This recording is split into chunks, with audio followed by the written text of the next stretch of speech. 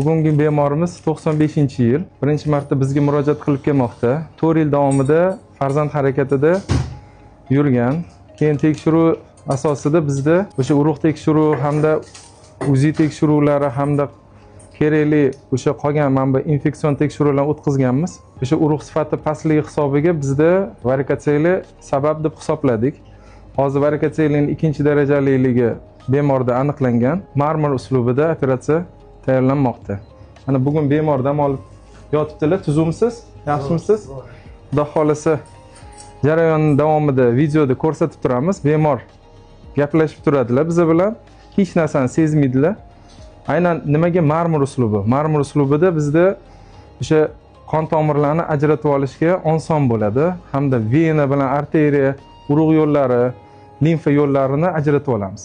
Shunda bemor o'zi turib, yurib chiqadi, xudo xolasa.